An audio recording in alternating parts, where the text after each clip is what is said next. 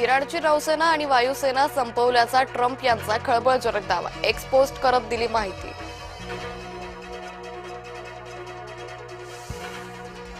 आखातातील युद्धबंदीसाठी मोदी सरसावले, गेल्या 48 तासात 8 प्रमुख देशांमधील प्रमुखांशी संवाद साधल्याची माहिती. रशियाचे अध्यक्ष व्लादिमीर पुतीन इराणशी चर्चा करणार, आखाती देशांच्या नेत्यांची भूमिका तेहरानला कळवणार पुतीन. खामेनीला ठार मारण्यात गुप्तचर संस्था मोसादचा मोठा हात, खामेनीच्या ठिकाणाची माहिती मिळताच टाकले 80 बॉम्ब. इराणचे अमेरिकेच्या मित्रराष्ट्रांवर हल्ले सुरूच, गुंतवणूकदारांमध्ये आखाती देशांची प्रतिमा मलिन करण्याची नवी रणनीती. इस्रायलच्या हल्ल्यात हिजबुल्लाचा कमांडर ठार, कमांडर अदनान अल ओथमन हल्ल्यात ठार. इराणमध्ये आतापर्यंत 742 लोकांचा मृत्यू, इराणच्या 96 लोकांचा मृत्यू. इराणमध्ये 158 शाळकरी मुलींवर अंत्यसंस्कार, अमेरिका आणि इस्रायलच्या हल्ल्यात पडल्या होत्या मृत्युमुखी. संभाजीनगरात पेट्रोल तुटवड्याच्या एका अफवेनं नागरिक हवालदिल, रात्रीच पेट्रोल पंपावर लागल्या लांबच लांब रांगा. महाराष्ट्र एटीएसची मोठी कारवाई, संबंधित संशयातून गोवंडी कुर्ल्यात धरपकड.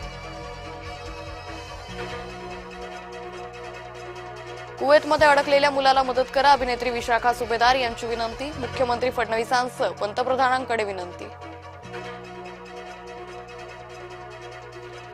पुणे आणि जळगावातील 42 पर्यटक दुबईतून सुखरूप परतले, पर्यटकांनी मानले एकनाथ शिंदेंसह गिरीश महाजनांचे आभार.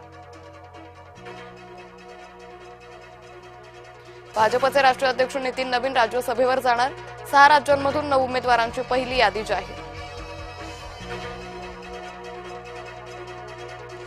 शरद पवारांनी राज्यसभेवर जावं ही पवार गटाची इच्छा, राज्यसभेसाठी महाविकास आघाडीचा एकच उमेदवार करावा, जयंत पाटलांनी घेतली उद्धव ठाकरेंची भेट. राज्यसभेच्या जागेबाबत अद्याप कोणताही निर्णय झालेला नाही, महाविकास आघाडीचे सर्व भागीदार जागेबाबत तसेच राजकीय जुळवणीबाबत एकत्र येतील, आदित्य ठाकरेंची माहिती.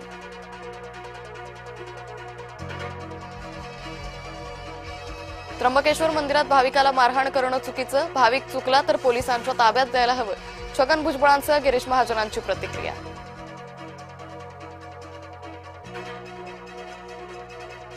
संभाजीनगरातील एमआयएमचे 14 नगरसेवक अडचणीत, मनपाकडून अपात्रतेच्या नोटीस देण्याच्या हालचाली, प्रशासकीय कामात अडथळा आणल्याचा नगरसेवकांवर आरोप. पंढरपुरात पोलिसांची ट्रक चालकाला मारहाण, दंड भरूनही पोलिसांना मारहाण केली, ट्रक चालकाचा पोलिसांवर गंभीर आरोप.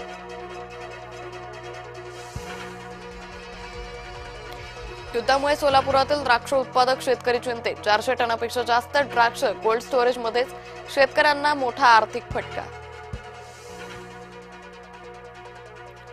मद्यधुंद व्यक्ती घेऊन आला निर्भया पथकाची गाडी, नागरिकांनी बकोटी धरून केलं पोलिसांच्या हवाली. T20 वर्ल्ड कपचा पहिला सेमीफायनल सामना आज कोलकातात रंगणार, दक्षिण आफ्रिका विरुद्ध न्यूझीलंडमध्ये रंगणार सामना.